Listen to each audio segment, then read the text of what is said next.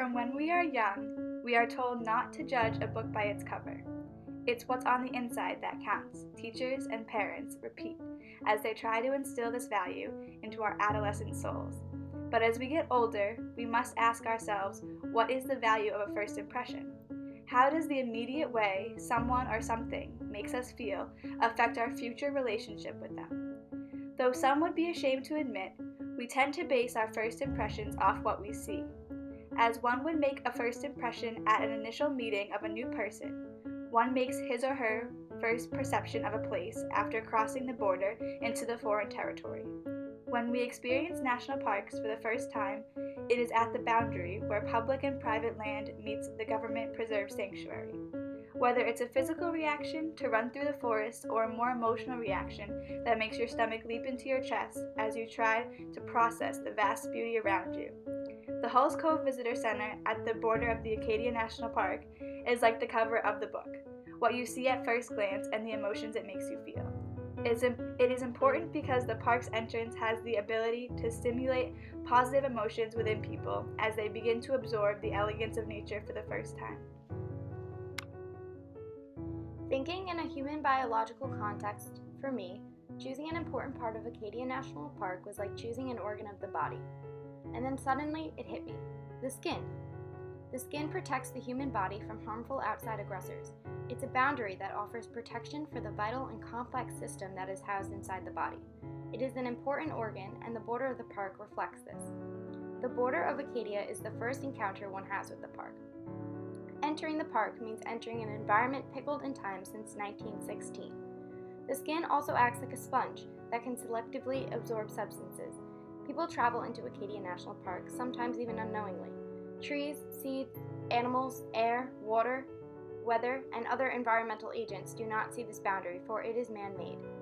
Park interpreter Christy Anastasia captures why people travel to enter and explore within Acadia National Park's boundary when she says, "This land is held in perpetuity to be preserved, not just for you to enjoy, but for your kids' kids to enjoy. 3 generations down the road, someone can look at their great-great-great-grandfather at Thunder Hole and hopefully it will not look much different." Acadia National Park connects people across generations in special places that have the ability to have special meanings. About half of the people who visit Acadia National Park start at the Halls Cove Visitor Center as an educational hub to learn about the park and to take a photograph as a memento to share. It is a way for the park to welcome new and returning visitors into its boundary. From the Halls Cove Visitor Center, we drove around the east side of Mount Desert Island. While driving, I found myself pondering many thoughts. Am I in Acadia or the raw land of MDI? How am I and others supposed to know whether or not I'm within preserved boundaries? It led me to think more of why preserved land is more valued as opposed to land in our backyard or other open, unpreserved land. It became obvious that we were in Acadia due to signs pointing to Cadillac. However, it didn't look much different than when we weren't in Acadia. It has come to my attention that certain people travel here to connect with nature, to form bonds and to relate to perhaps a person or a memory. Some people come to disconnect with modern society and to feel a connection with nature. Many come merely for the beauty of the land. As we circled around back to the visitor center, I continued to question, why do a mass amount of people come to preserve land to connect? Why not a walk in the woods in a nearby town, or, if you live in Maine or know of Maine land, walk the woods of northern Maine? What makes unprotected land any less valued than preserved land? What do people feel when they approach and arrive to the visitor center? So many questions with so few answers, and essentially will never be answered, but that's okay.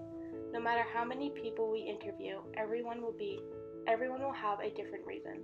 The land is for the public to use for whatever interpretations they want, regardless of whether or not it's preserved.